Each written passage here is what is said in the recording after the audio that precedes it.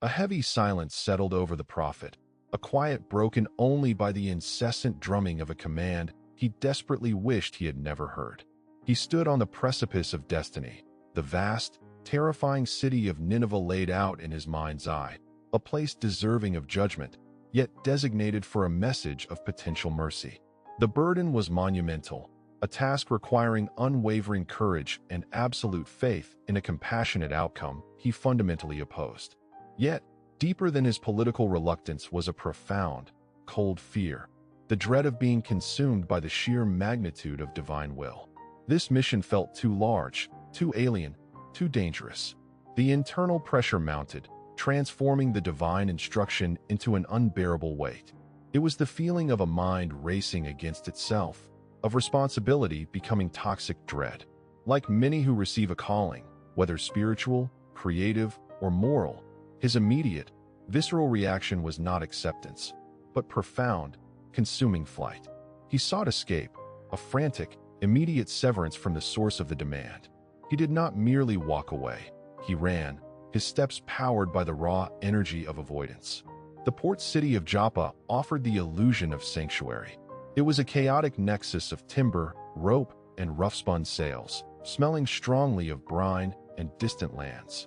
His eyes, clouded with internal confusion, fixed upon the ships moving west, specifically those heading toward Tarshish, the absolute, geographical extreme, the boundary of the known world. Tarshish represented the farthest distance he could achieve, a place where he imagined the voice of the Almighty could not possibly reach, a mental and physical hiding place where the unbearable pressure of prophecy might finally dissipate. He craved the oblivion of distance. He descended into the docks, the urgency of his movement betraying the engineered calm he tried to project. The sheer act of paying the fare felt like a transaction for peace, a steep price for a temporary cessation of mental anguish. He watched the coin disappear into the sailor's hand. Feeling the symbolic weight of the exchange, he was buying silence, purchasing freedom from the overwhelming necessity of obedience. This was the moment of complete commitment to refusal, the crossing of an emotional threshold where fear triumphed over calling. Once aboard the wooden vessel, rocking gently against the pier, he sought the deepest recesses below deck, a dark corner where the motion of the sea might mask the turmoil of his soul. He yearned for the deep sleep of forgetfulness, hoping that upon waking, the memory of the command would be blurred, insignificant. He nestled down amongst the cargo. The rough wool and damp would a poor substitute for true rest. The crew, robust and oblivious, worked above him, their mundane activities providing a momentary, fragile barrier against the divine encounter he was so desperately evading. The ship pushed off, leaving the familiar shoreline to blur into the hazy horizon. For a fleeting hour, there was a deceptive serenity, a brief, fragile reprieve.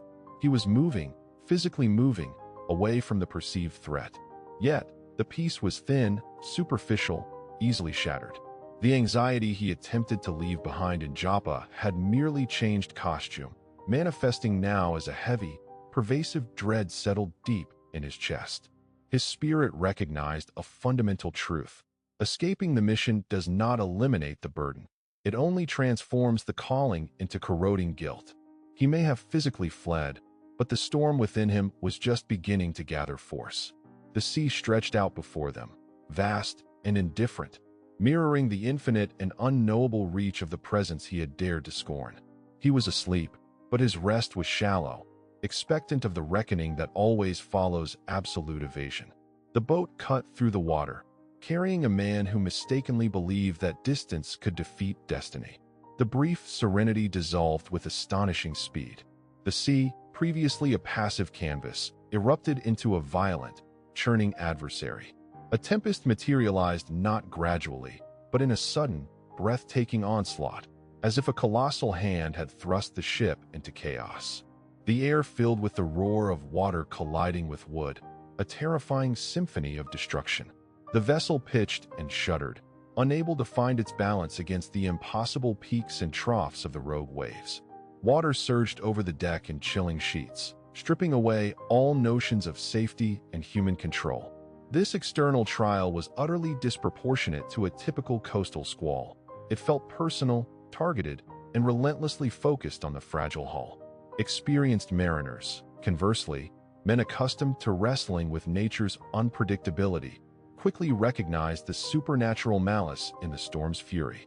Their seasoned attempts to secure the rigging and lighten the load proved futile. They began to jettison the valuable cargo, spices, textiles, pottery, not out of strategy, but out of sheer, overwhelming terror.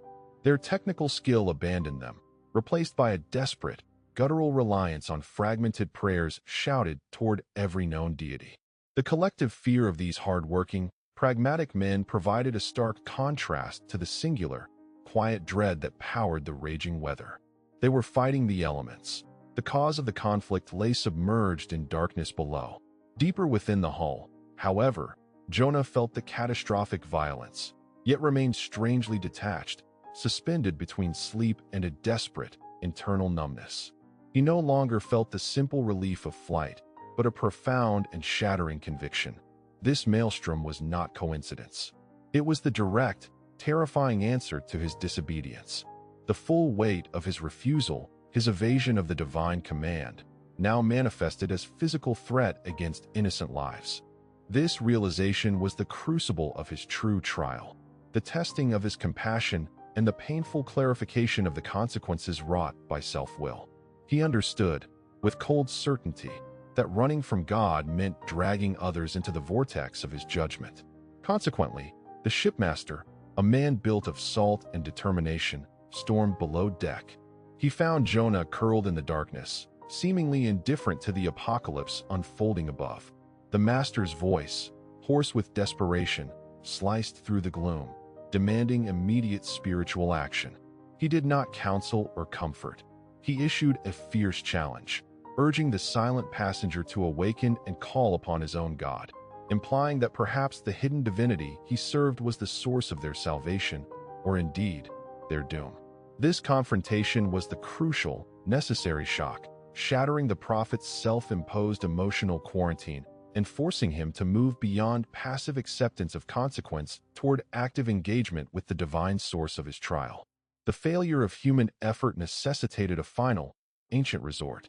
Convinced that the gods were specifically targeting someone aboard, the crew determined to utilize lots to identify the cursed individual whose sin had provoked such wrath. The casting process was deliberate, agonizingly slow, a final ritual drawing the collective focus. Every sailor's heart pounded, hoping to be spared the ultimate exposure. When the lot fell, it pointed, without equivocation, toward the startled prophet. His anonymity, his illusion of escape, was instantly revoked.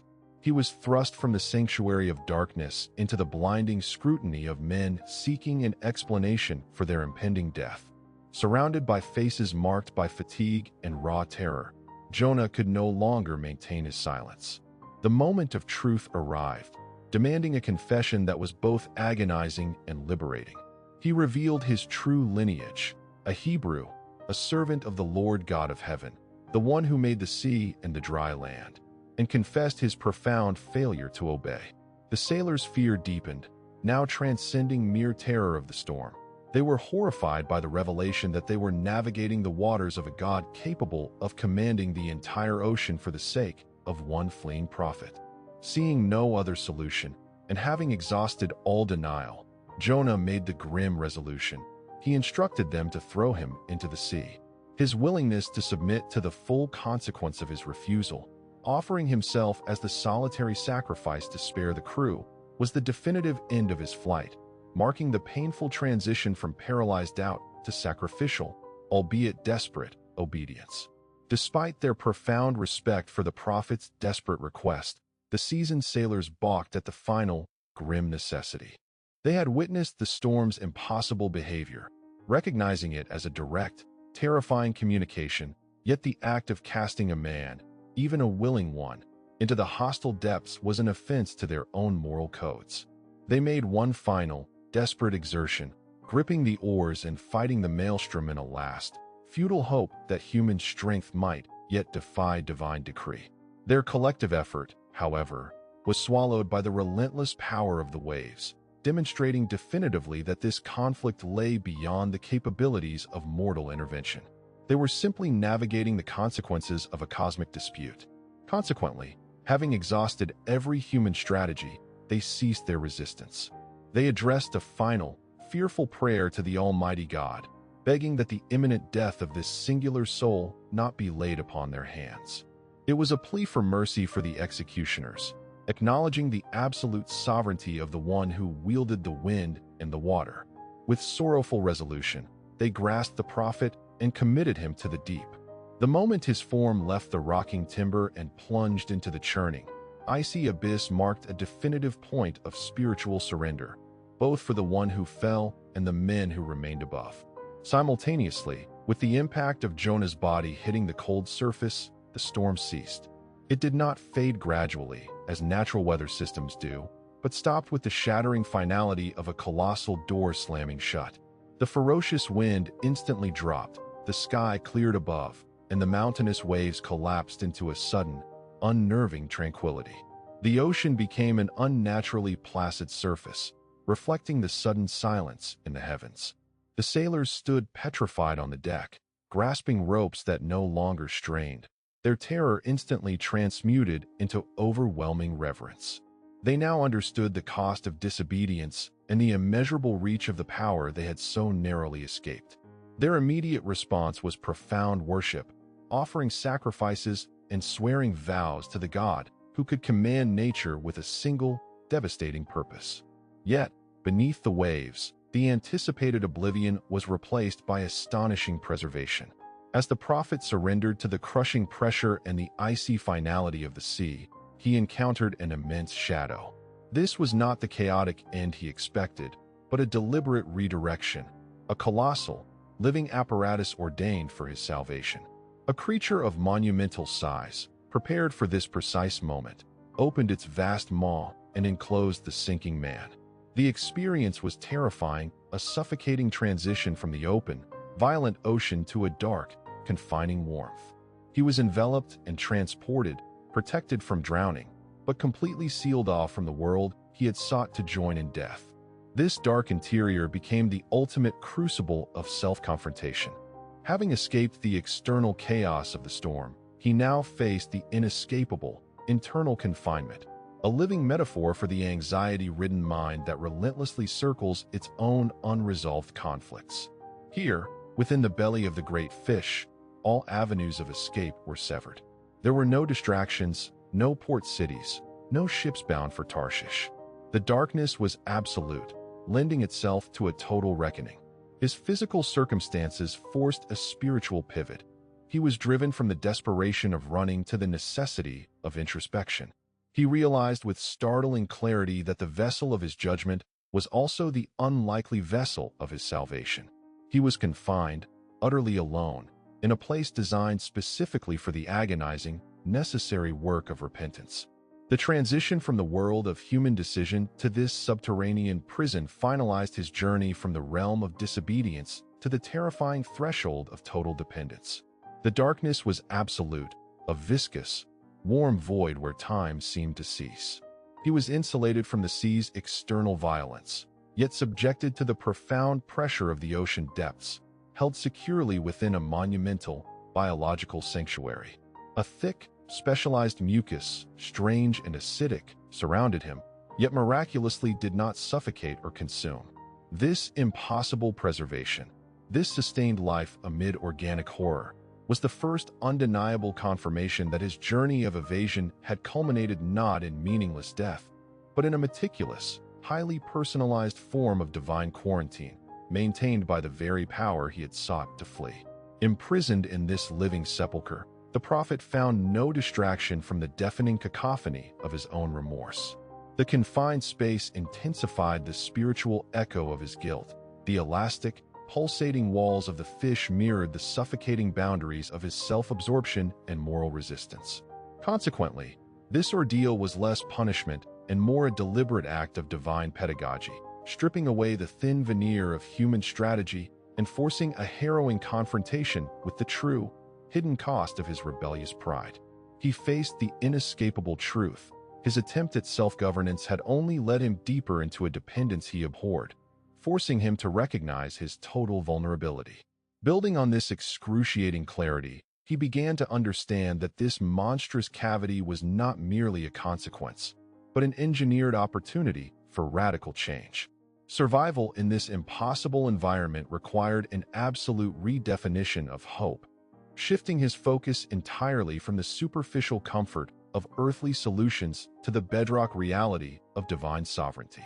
He was utterly separated from all human anchors, suspended in the abyssal silence, realizing that the only tether remaining was the unseen hand that regulated the very chemistry surrounding him. This profound realization crystallized into a desperate, focused intention, marking his true crossing of the threshold. He stopped fighting the situation and accepted its divine utility. Furthermore, the intervention transcended the spectacular logistics of commanding a vast marine creature. It resided in the intimate grace of preservation. The prophet recognized that the divine purpose was not swift annihilation, but grueling, spiritual refinement. He had sought the edge of the known world to escape the divine gaze, yet he was now held securely in a space where no human eye could ever reach, teaching him that the deepest form of accountability is also the deepest form of intimate, individualized care. He was compelled to dwell on the magnificent paradox, to be utterly known in his failure and yet still to be loved enough to be rescued from his own destructive trajectory. As days dissolved into featureless, pulsating duration within the colossal gut, his spirit began to reach back toward the sacred landscape he had willfully forsaken. His attention, now wholly purified of external concerns, was drawn powerfully to the memory of the temple in Jerusalem, the recognized axis of promised redemption and forgiveness. Though entombed in the deepest region of the sea, he fixed his internal gaze upon the distant, holy hill. He was taking a final, crucial spiritual inventory, acknowledging that the path back to the light required addressing the ultimate authority he had spurned with absolute and pure contrition. He knew, with unshakable certainty, that the terms of his release were not based on physical maneuvering or external struggle, but solely on the authenticity and depth of his renewed devotion and submission to the divine will. He prepared himself for the agonizing task of voicing a prayer from the literal depths of despair, recognizing that only such a desperate, sincere cry could bridge the chasm his disobedience had created. This terrifying confinement was thus revealed as the only viable path toward genuine liberation. The profound, crushing silence of his watery tomb eventually forced a confrontation more devastating than any tempest. The prophet's internal crisis reached a terrifying zenith, a realization that his attempts to dictate the terms of his existence were leading only to total spiritual consumption. It became unequivocally clear that the path to freedom was not through resistance or maneuvering, but through complete, voluntary self-abandonment to the unseen, magnificent power that governed his very respiration. He recognized the ultimate deceit. His flight from a mission had become a deeper confinement than any physical prison. Consequently, he chose to leverage the singular, powerful resource remaining, the unwavering fidelity of the divine. His inner appeal was not a mournful lament, but a resolute declaration of trust rooted firmly in the history of his people's redemptive encounters. He mentally rehearsed the ancient narratives of deliverance, clinging to the doctrine that the eternal power always retrieves his own from the lowest depths. This act of faith, identifying his hopeless situation, yet simultaneously affirming the divine capacity to redeem it, became his pivotal ordeal. He focused his entire consciousness upon the metaphorical sanctuary, viewing the physical darkness around him as merely a temporary veil. The profound act of turning his entire being toward the source of life, despite being encased in death, was the spiritual sword he finally seized, proving that true faith operates most powerfully at the absolute limits of human endurance.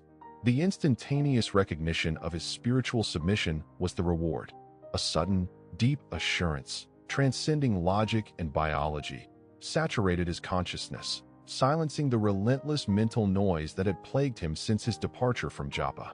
The agonizing pressure of his confinement did not physically lessen, but the internal despair dissolved, replaced by a crystalline certainty of divine audience.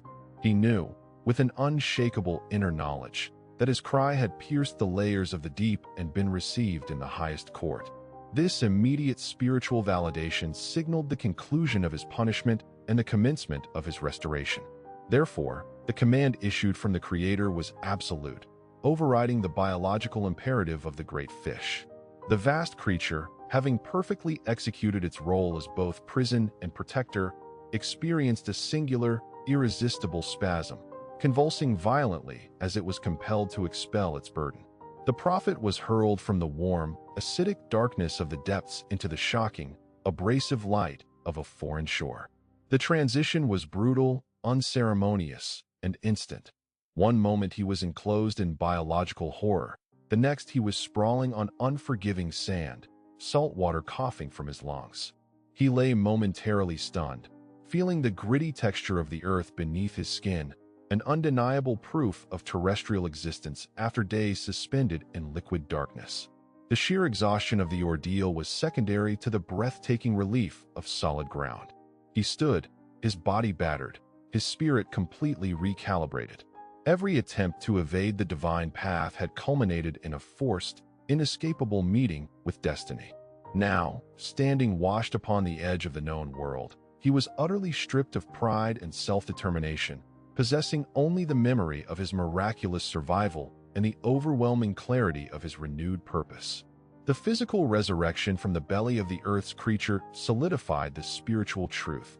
Disobedience brings confinement and terror, but humble submission ensures deliverance and equips the servant to accept the necessary mandate, no matter the cost or the perceived injustice of the task. He finally understood that the most difficult journeys are those that lead the seeker back to the original point of calling, purified by the trials they tried so desperately to avoid. He faced the rising sun, awaiting the next, inevitable instruction. The scorching, foreign sand clung to him, a grounding, physical manifestation of reality replacing the fluid horror of the deep. His senses, long muted by the fish's internal environment, were assaulted by the harsh, dry air and the blinding intensity of the coastal sun. He was a creature reborn, utterly disoriented, yet fundamentally different. His spiritual ledger had been wiped clean, not by the oblivion of death, but by the relentless, corrective intimacy of divine discipline. The experience had forged an impenetrable core of conviction. There was no possible sanctuary beyond the jurisdiction of the Almighty.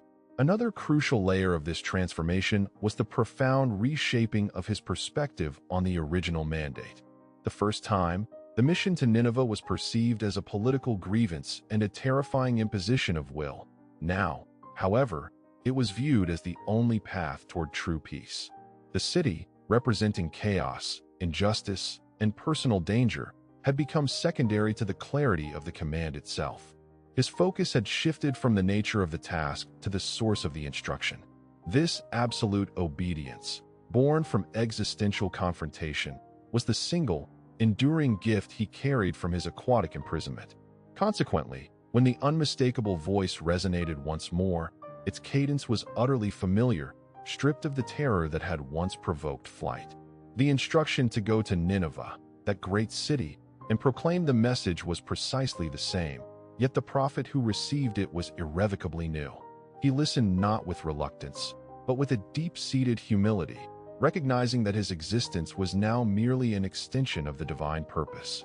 The previous prophet, burdened by ego and political prejudice, had drowned in his self-will.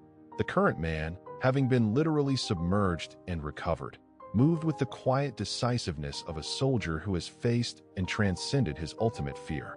Consider how this applies when you face a relapse in your own spiritual or psychological journey.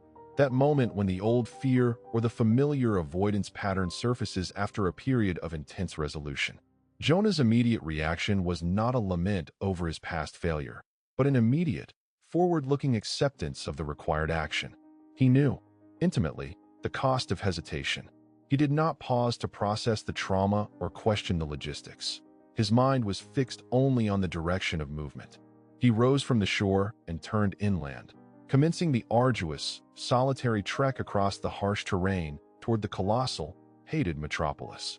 This journey was, in essence, the long road back to the ordinary world, a transition punctuated by physical exhaustion and silent, profound reflection.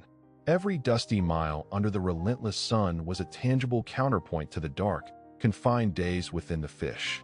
He had to walk, forcing his battered body through the mundane reality of traveling, which served as a crucial desensitization process. He was integrating the spiritual trauma of his ordeal with the necessity of routine action. It was a pilgrimage of penance, each step reaffirming his absolute commitment to the delegated authority. Building on this, the stark, unsettling loneliness of the journey provided the final polish to his transformation. There were no companions, no cheering crowds, only the silent vastness of the land emphasizing the weight of his mission. He arrived at the outskirts of the sprawling city, a terrifying monument to human power and corruption. The prophet, who had once feared this city would reject him, now only feared failing the God who had granted him a spectacular second chance. The fear of external rejection was utterly eclipsed by the fear of internal disobedience. The sight of the massive, indifferent walls of Nineveh did not provoke flight.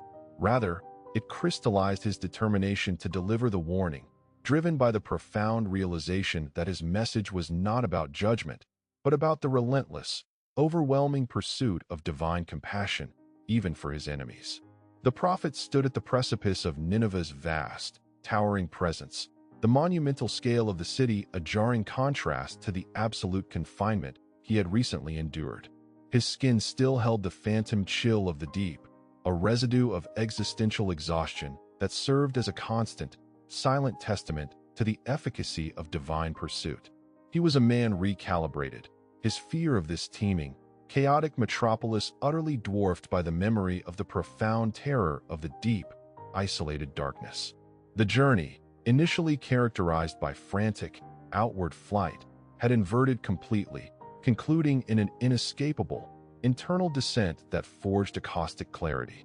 He now understood that the true storm had never been the rage of the ocean, but the deafening inner turmoil of his own self-will. That churning chaos, those relentless, high-velocity thoughts of evasion and justification, had been far more perilous than the physical waves that threatened the ship. The great creature, intended as a means of correction, had paradoxically acted as a perfect insulator, forcing the cessation of all external noise so that the singular, undeniable voice of conviction could finally be heard. He had learned that the attempt to purchase personal silence through distance only results in being sold into a deeper, more profound form of isolation. Reflecting on this journey so far, we recognize a shared emotional topography. How often do we seek refuge in the psychological equivalent of Tarshish, distraction, denial, or simply perpetual motion, believing we can outrun the specific, necessary burden placed upon our spirits? We build mental ramparts against the very directives that offer genuine liberation, only to find our vessel, our mind, caught in a self-generated squall, rocked relentlessly by the consequences of unfulfilled purpose. The initial reluctance gives way to crushing guilt, which weighs us down more heavily than any physical anchor. Yet, as the prophet approached the architectural arrogance of the ancient capital, the residual memory of that aquatic prison offered a strange, potent strength. He carried within him the unique perspective of one who has been utterly submerged and flawlessly restored. His mission was no longer merely a proclamation of doom. It was a demonstration of a power that operates flawlessly at the point of utter human failure. His deliverance was the message itself. There is no limit to the depth from which redemption can retrieve a contrite soul. The challenge now shifts from surviving abandonment to navigating acceptance. He walked toward the gates, not propelled by the blind fervor of fanaticism, but by the quiet, resolute conviction born of miraculous survival. The final act of obedience requires the complete surrender of the self to the moment, to stand nakedly before judgment and potential mockery, armed only with a mandate from the unseen sovereign. This is the moment where the internal silence, so painfully earned in the depths, meets the overwhelming din of the world. It is the proving ground where deep, unwavering faith transcends all residual fear of the outcome.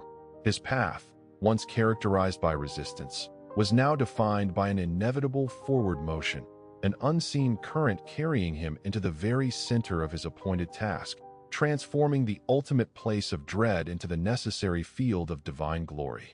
The immense city awaited the words of a man who had discovered that the only way to silence the storm outside is to fully submit to the divine stillness within. The prophet stepped into the suffocating atmosphere of Nineveh, a man physically present but spiritually resurrected. His feet moved forward, not with the hurried anxiety of flight, but with the measured certainty of one who had confronted the finality of death and returned with a radical, new understanding of life. He was a living symbol of an irrefutable truth. The attempt to secure personal comfort by defying the necessary call results only in the manufacturing of one's own worst imprisonment.